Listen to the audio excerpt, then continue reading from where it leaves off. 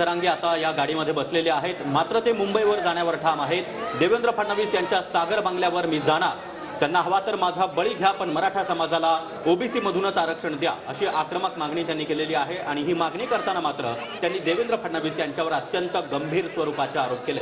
गेल्या 8 महिन्यांपासून विविध माध्यमातून आंदोलन जे आहे ते सुरू होतं। मनोज जरांगे पाटलांचे दौरे सुरू होते, त्याच्यानंतर त्यांच्या सभा सुद्धा झालेल्या होत्या आणि त्यांनी आपली भूमिका ठामपणे मांडलेली होती। मात्र प्रत्येक वेळेला त्यांनी मराठा समाजाला आवाहन केलेलं होतं की आंदोलन करत असताना शांततेच्या मार्गाने आंदोलन केलं जावं। मात्र आता जरांगे पाटील हे आक्रमक झालेले आहेत आणि मुंबईकडे जाण्यासाठी निघालेत। मनोज जरांगे यांना समजावून सांगण्याचा प्रयत्न मराठा समाज बांधवांकडून सातत्याने केला जातो। यामध्ये महिला आणि मुली देखील आहेत, त्या भावनिक झाल्याचं आपल्याला पाहायला मिळतंय। मात्र मनोज जरांगे हे मुंबईला जाण्यावर अर्थात देवेंद्र फडणवीसांच्या सागर बंगल्यावर जाण्यावर ठाम आहेत आणि ते आता चालत निघालेले होते। मात्र त्यांची प्रकृती पाहता त्यांना गाडीमध्ये बसण्याची विनंती या मराठा समाज बांधवांकडून करण्यात आली आणि त्यानंतर अखेर ते या गाडीमध्ये बसून आता मुंबईच्या दिशेनं रवाना होत आहेत। गेल्या काही दिवसांपासून आपण पाहतोय की अजय बारसकर यांच्याकडून त्यांच्यावर गंभीर आरोप करण्यात आलेले आहेत। मनोज जरांगे पाटील यांच्या संदर्भात आपण पत्रकार परिषद घेऊन आपण आणखीन आरोप करणार आहोत, त्यांचा बुरखा फाडणार आहोत, असं बारसकर यांचं म्हणणे होतं। आज त्यांची पत्रकार परिषद होणार होती, ती काही झाली नाही। मात्र मनोज जरांगे पाटील यांनी आक्रमक भूमिका घेत पत्रकार परिषद घेतली आणि त्याच्यामध्ये त्यांनी फडणवीसांवर अत्यंत गंभीर स्वरूपाचे आरोप केलेले आहेत। दत्ता कनवटे आमचे प्रतिनिधी आमच्या सोबत आहेत, दत्ता कनवटे यांच्याकडे जाऊया। दत्ता, नक्कीच वृषाली, खरं तर गेल्या 2 दिवसांपासून अजय बारसकर हे मनोज जरांगे यांच्यावरती सातत्याने आरोप करत होते।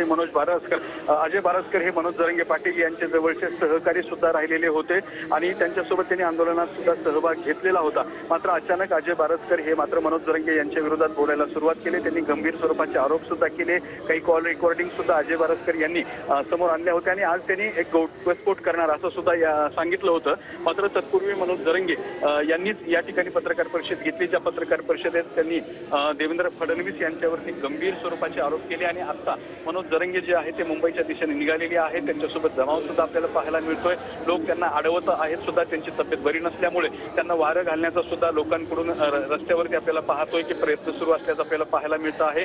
दुसरीकडे सध्या भारतीय जनता पार्टीकडून मनोज जरांगे यांच्या विरोधात सुद्धा वक्तव्य यायला सुरुवात झालेली आहे। या पार्श्वभूमीवरती मनोज जरांगे मुंबईला कुठपर्यंत जाऊ शकतात, त्यांची शारीरिक प्रकृती पाहता ते कुठपर्यंत जाऊ शकतात हे सुद्धा पाहणं महत्त्वाचं ठरणार आहे। मात्र जर दुसऱ्या बाजूला बघितलं तर गेल्या 16 दिवसांपासून मनोज जरांगे यांनी एक कडक स्वरूपाचं उपोषण केलेलं आहे।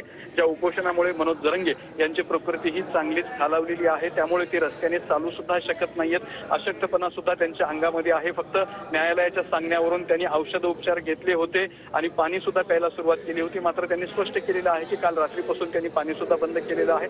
आज सकाळी जर बघितलं आपण तर त्यांनी पाणी प्राशन केलेलं नव्हतं आणि त्यानंतरही मनोज जरांगे मुंबईच्या दिशेने निघालेले आहेत। लोकांनी सुद्धा मंडपामध्येच प्रचंड मोठा आरडाओरडा करत मनोज जरांगे यांना मुंबईच्या दिशेने न जाण्याची विनंती केली होती। जे प्रमुख कार्यकर्ते होते त्यांनी सुद्धा स्टेजवरती मनोज जरांगे यांना मुंबईला जाऊ नये यासाठी आग्रह केला होता, त्यांना धरण्याचा सुद्धा प्रयत्न केला होता। मात्र त्यांचं कुणाचंही न ऐकता मनोज जरांगे हे स्टेजवरून खाली उतरले आणि मुंबईच्या दिशेने निघालेले आहेत। ते साधारण आता अंतरवालीपासून 2 ते 2.5 किलोमीटर पर्यंत पोहोचलेले आहेत आणि त्या ठिकाणी सुद्धा लोक आहेत जे मनोज जरांगे यांना समजवण्याचा, विनवणी करण्याचा ते आग्रह करतायत की मुंबईला जाऊ नये, पुन्हा उपोषणाच्या ठिकाणी यावं, यासाठी सुद्धा लोकांचे या ठिकाणी प्रयत्न सुरू असल्याचं आपल्याला पाहायला मिळतं आहे। मनोज जरांगे यांनी या घेतलेल्या भूमिकेमुळे, अचानक घेतलेल्या भूमिकेमुळे सरकारसमोर सुद्धा या आंदोलनाला नक्की आता कसं समोर जायचं हा पेच निर्माण झालेला आहे। त्याचबरोबर आंदोलकांकडून सुद्धा जे प्रमुख आंदोलक आहेत त्यांच्याकडून मनोज जरांगे यांना थांबवण्याचे प्रयत्न सुरू आहे। नक्कीच दत्ता, तुम्ही आपल्यासोबत राहात तर ही दृश्य आपण पाहतो आहोत। मनोज जरांगे आता या गाडीमध्ये बसलेले आहेत आणि ते मुंबईला जाण्यावर ठाम आहेत। देवेंद्र फडणवीस यांच्या सागर बंगल्यावर मी जाणार, त्यांना माझा बळी हवा असेल तर माझा बळी घ्या, पण माझ्या मराठा समाजाला आरक्षण द्या, अशी आक्रमक भूमिका त्यांनी घेतलेली आहे। आणि ही भूमिका मांडताना त्यांनी फडणवीसांना मात्र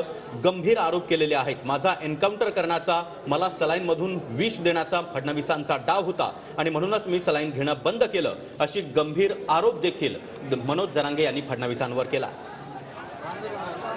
तर मनोज जरांगे पाटील हे आता चांगलेच आक्रमक झाल्याचं पाहायला मिळतंय। अजय बारसकर यांनी त्यांच्यावर गंभीर आरोप केलेले होते आणि त्याला प्रत्युत्तर सुद्धा मनोज जरांगे पाटील यांच्याकडून देण्यात आलेलं होतं। मात्र बारसकर यांनी म्हटलेलं होतं की आज आपण पुन्हा एकदा पत्रकार परिषद घेऊन आणखीन काही मुद्दे जे आहेत ते मांडणार आहोत। आणि त्याच वेळेला जरांगे पाटील यांनी सुद्धा आपली भूमिका स्पष्ट केलेली होती की आपणही आज निर्णायक बैठक घेणार आहोत आणि त्यांनी मराठा समाजाला आवाहन केलेलं होतं की अंतरवाली सराटीमध्ये यावं. मात्र आज ज्या वेळेला पत्रकार परिषदेला सुरुवात झालेली होती, जवळपास 1 ते सव्वा तास मनोज जरांगे पाटील हे बोलत होते आणि अखेरच्या टप्प्यामध्ये त्यांनी अत्यंत आक्रमक भूमिका घेत फडणवीसांवर गंभीर स्वरूपाचे आरोप केले. मी तुझ्या सागर बंगल्यावर येतोय, चल घे माझा बळी, निघालो मी, चल येतो तिकडे, हरामखोर आग निघालो, चल सागर बंगल्यावर निघालो मी तुझ्या. चला मला पट्टा द्या, मला चालता येत नाही, काठी द्या माझ्या हातात, मला काठी धरी धरी चालायला लागतं. देवेंद्र फडणवीस, तुला बळी पाहिजे ना, माझा बळी घे, मी सागर बंगल्यावर आलो तुझ्या. तू मराठ्यांचा घात करायला निघाला, तू चुकीच्या लोकांना हाताखाली धरला आणि मराठ्याला बदनाम करायला. माझ्या संघ एकाही मराठ्यांच्या माणसाला मुंबईकडे यायचं नाही, मी एकटा जाणार. आणि तुम्हाला येताना आरक्षण घेऊन येणार सगळ्या सोयऱ्यांची. रस्ता देवेंद्र फडणवीसला बळी पाहिजे ना, मी मराठ्यांचं काम करणार. बळी घे, मी सागर बंगल्यावर यायला मी तुझ्या सागर बंगल्यावर यायला. मला थांबा येत नाही, मला काय समाजाला जमत नाही. बाबांनी भावांनी मला माहिती आहे, ते समाजाला जमत नाही. मला चालता येत नाही, मला काठीवर हातात धरायला होतं. माझ्याकडे भावे दिल्या. मी तो आहे काय? फडणवीस, तुला माझा बळी पाहिजे ना? चल घे, मी आलो सागर बंगल्यावर. तुझे पोलीस संघटना माझ्या विरोधात गोळ्या घालायला वापरणार तू वापरू. तुला माझा बळी पाहिजे ना, पाहिजे ना?